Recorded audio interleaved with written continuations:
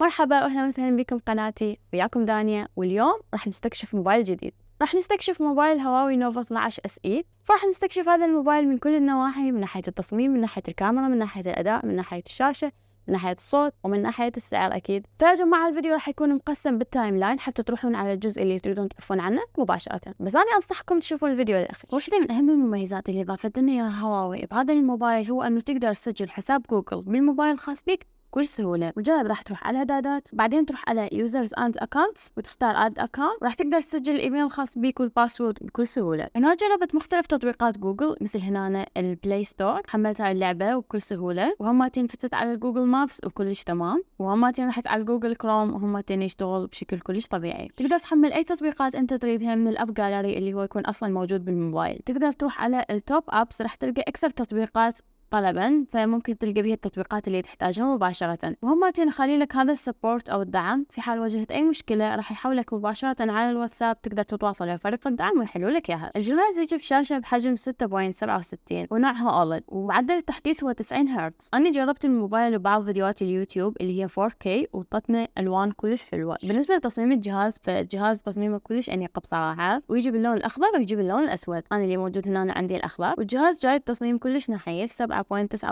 ملم، ووزنه ما يقارب 186 غرام، واللمعة اللي موجودة بالخلفية بصراحة كلش لطيفة. وهماتين تقدر تغير ثيمات الجهاز من تطبيق ثيمز، وهماتين اكو خلفيات متنوعة تقدر تضيفها للجهاز مالتك. صراحة انا احس اغلبها من جروبات الامهات. الثيمات اكو كلش هواي انواع، اكو بيها بفلوس واكو بيها مجانا. فاليو اي اللي موجود بهذا الجهاز ينطينا ويدجز كلش حلوة، مثلا تطبيق الهيلث انه يحسب لك الخطوات مالتك او غيرها، ومثلا تطبيق الموسيقى. حبيت ان اشوفكم تطبيق الملاحظات شلون تقدرون تستفادون منه. نقدر نستخدم هاي الميزة انه نفتح اكثر من ابلكيشن بنفس الوقت. مثلا أنا فتحت تطبيق النوتس ويا المتصفح، تقدرون تنسخون أي كلام موجود بكل سهولة إلى تطبيق النوتس، أو تقدرون تنسخون الصور هماتي. أنا أعرف هواي من المتابعين يمكن يحبون يقرؤون بالموبايل، فصراحة تطبيق الكتب اللي موجود بهواوي تجربة كلش حلوة. تلقى بيه كتب كلش هواية تقدر تحملها، وأكو بيها كتب عربية. مثلا أنا فتحت هنا هذا الكتاب مال مجنون ليلى، تقدر تقلب بالصفحات بكل سهولة. وأكثر شيء يميز هذا التطبيق أنه أنت تقدر تسوي كوستمايزيشن تقريبا لكل شيء موجود، من خلفية، من خط، من ألوان، حتى تقدر تتحكم بالإضاءة، تقدر تفعل وضع حماية العين. فالجهاز يجي بشاحن سريع قوته 66 واط، و30 دقيقة من الشحن ممكن تكفيك إلى يوم كامل، وهذا الشيء بسبب البطارية اللي هي 4500 ملي أمبير.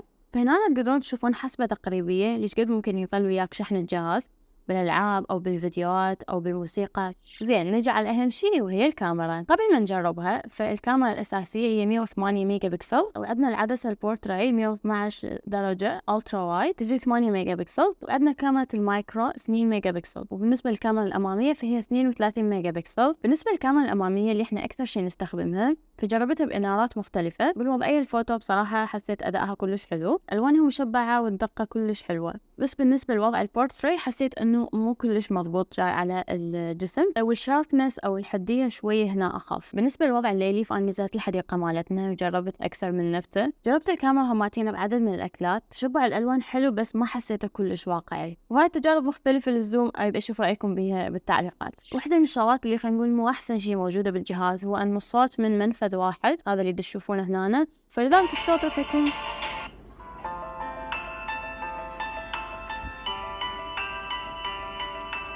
الجهاز يجي بمعالج سناب دراجون 680.